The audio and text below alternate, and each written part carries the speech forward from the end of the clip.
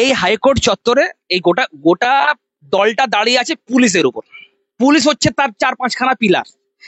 Police যদি দুর্বল হয়ে যায় এই সরকার রাতারাতি পড়ে যাবে। এখন যদি এই আমরা দেখেছি যে একটা সময় হাইকোর্টে অনারেবল জাস্টিস অমৃতা সিনহা এবং অনারেবল জাস্টিস রাজাশেখর মান্থা যতটুকু সময়ে পুলিশ ইনঅ্যাকশনের ডিটারমিনেশনে ছিল, পুলিশ ওভার অ্যাকশনের ডিটারমিনেশনে ছিল, ততদিন পর্যন্ত সরকার থরথর থরথর কাঁপছিল। যদি এদেরকে আবার জাস্ট বেশি না, ভোটের আগে যদি 2 মাসের জন্য দায়িত্ব দেওয়া হয়, পুলিশ ইনঅ্যাকশন পুলিশ ওভার অ্যাকশনের ডিটারমিনেশন দেওয়া হয়, রাতারাতি সরকার পাল্টে যাবে। রাতারাতি 2 মাসও লাগবে না, 2 বিচারপতি সরকার পাল্টে দেবে, 2 বিচারপতি। কিন্তু এবারে আমি বলছি না যে জুডিশিয়াল সিস্টেম আর লেজিসলেটিভ সিস্টেম মার্জ হোক, কিন্তু এটা ফ্যাক্ট, এটা বাস্তব। তার ঠেকা জুডিশিয়ারিও নেয়নি, আমরাও নিচ্ছি না। আজকে কোনো জায়গাতে মিটিং হচ্ছে, মিছিল হচ্ছে, পুলিশ অনুপস্থিত থাকুক। পুলিশ যদি না থাকে তো রাতারাতি পাবলিক এসে সরকার পরিবর্তন করে দিয়ে চলে যাবে।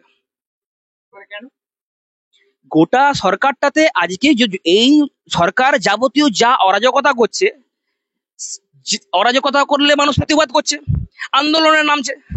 সেই আন্দোলনকে প্রতিবাদ বিরুদ্ধ করছে কে? তাদের বাগরোধ করছে কে? পুলিশ, তাই তো? এবার পুলিশকে যদি Trinamool minus police is equal to 0। Paschimbanga ভাতাতে টিকে নেই, পশ্চিমবঙ্গ ঘুগনি মুড়িতে টিকে আছে। মানুষ কবে কবে যে চেতনা বোধ হবে মানুষের। একটা খুব বাস্তব কথা বলি, আমরা এই যে পুরো পশ্চিমবঙ্গটা একটা রাজনৈতিক একটা মানে দলদল হয়ে রয়ে গেছে।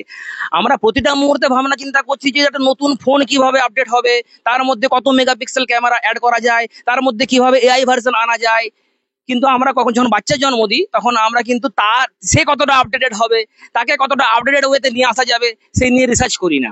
উন্নয়নের নাম মমতা বন্দ্যোপাধ্যায়, ভগবান শিবের নাম শুভদীপ প্রামাণিক। যুক্তি হবে, কথা হবে, কথার মধ্যে তো যুক্তি থাকবে, রেশনালিটি থাকবে, লজিক থাকবে।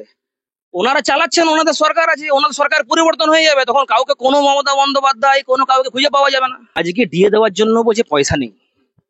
আজকে যারা ডিএ চাইতে আসছে তাদেরকে বলছে ভৌ ভৌ করবেন না কুকুরের মতো। কোথাও কাউকে দেওয়ার জন্য কোনো পয়সা নেই।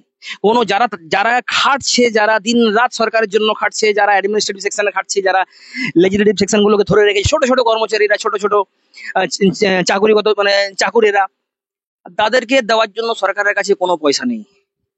কিন্তু আজ হঠাৎ করে যদি বলে যে প্রত্যেকটা ক্লাবে আমি 1,10,000 টাকা করে দেবো, ওর আবার বিডিং হচ্ছে, এত টাকা দিলে খুশি হবে, 90,000 টাকা দিলে খুশি হবে, 1,00,000 টাকা দিলে খুশি হবে, আচ্ছা ঠিক আছে 1,10,000।